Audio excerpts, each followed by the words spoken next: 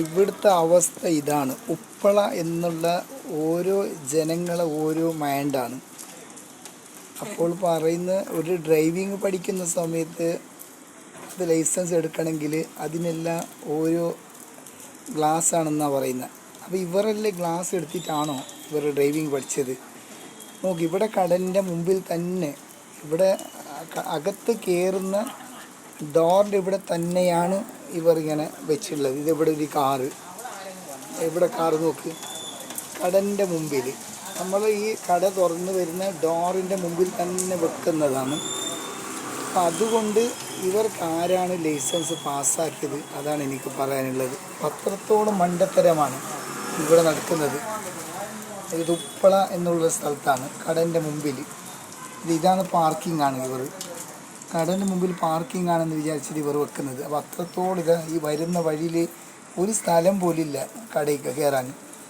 ഇതുപോലത്തെ ആൾക്ക് എന്തിനാണ് ലൈസൻസ് നൽകുന്നത്?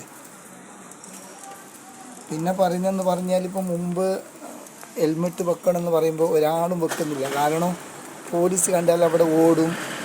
അപ്പോൾ അതുകൊണ്ട് ഇപ്പോൾ അവർക്ക് മനസ്സിലായി, നമ്മളെ പൈസ ഫൈന് വരുന്നെന്ന് ഉറപ്പാകുന്ന സമയത്താണ് ഇപ്പോൾ എല്ലാവരും ഹെൽമെറ്റ് വെക്കാൻ ധരിച്ചത്. അപ്പോൾ അതുകൊണ്ട് അവർക്ക് പൈസ പുകടുന്ന് പോകുന്നെന്നാകുമ്പോൾ തന്നെയാണ് അവർ പഠിക്കുന്നത്. അല്ല പോലീസോ അല്ല ആര് വന്ന് പറഞ്ഞാൽ ഇവർക്ക് മനസ്സിലാവില്ല. അപ്പോൾ ഇപ്പോൾ എല്ലാവരും ഹെൽമെറ്റ് ധരിക്കുന്നത്, കാരണം അവർക്ക് 500 രൂപ ഫൈന് വരുന്നത്. അപ്പോൾ അതുപോലെയാണ് ഇപ്പോൾ ഇനി പുതിയ റോഡാണ്. അവിടെ തന്നെ സർവീസ് റോഡ് എന്ന് പറയുമ്പോൾ സർവീസ് റോഡിൽ പോകുന്ന വണ്ടി മുകളിൽ പോകും.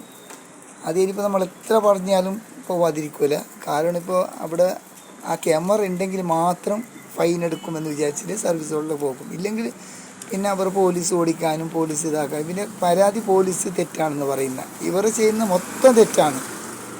സർവീസ് റോഡിൽ ഏത് സൈഡിലാണ് പോകുന്നതൊന്നും മനസ്സിലാകുന്നില്ല. മുമ്പിൽ വന്ന് എന്തെങ്കിലും സംഭവിച്ചാൽ ആരോട് പറയാൻ? അത്രത്തോളം മണ്ടത്തരമാണ് ഇവിടെ ഡ്രൈവിംഗ് ചെയ്യുന്നവർ.